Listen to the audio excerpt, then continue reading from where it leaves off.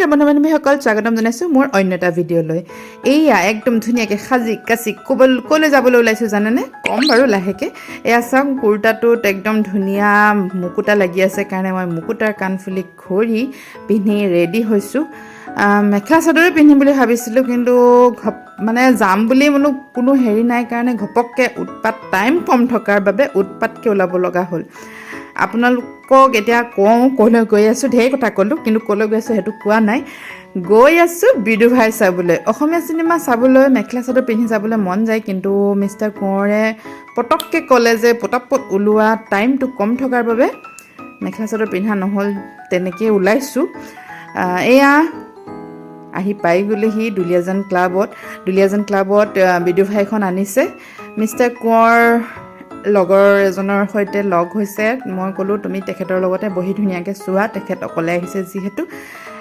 মই লগ পালোঁ কাক জানেনে? দেখিছে ভিডিঅ'ত গৰিমাক লগ পালোঁ। গৰিমা প্ৰসেনৰ লগতে বহি আমি চাইছোঁ। মিষ্টাৰ কোঁৱৰ অলপ আগত তেওঁৰ বন্ধুৰ সৈতে বহি চাইছে। এনজয় কৰক, বন্ধুসকলৰ সৈতে চিনেমা চাই বেছি এনজয় লাগে, নহয়নে? মই আপোনালোকক আগতেই কৈছিলোঁ যে বিদুভাইখন যদি আকৌ আহে, মানে আকৌ চাবলৈ যদি মই চান্স পাওঁ নিশ্চয় চাম। আৰু মই গম পাইছিলোঁৱেই যে ইমান ধুনীয়া চিনেমাখন দুলীয়াজান ক্লাবে নিশ্চয় আনিব। তো আজি চাবলৈ আহিছোঁ। বহুত ভাল লাগিছে।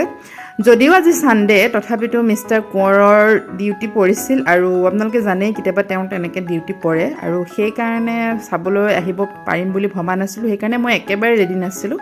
তেওঁ আহিছে আৰু ক'লে যে একদম 10 মিনিট আছে, ধুমধাম ওলোৱা আৰু চাবলৈ যাওঁ বুলি।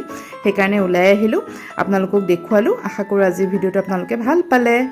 আৰু আজিৰ ভিডিঅ'টো শেষলৈকে সম্পূৰ্ণকৈ চোৱাৰ বাবে আপোনালোক সকলোকে বহুত ধন্যবাদ। নমস্কাৰ।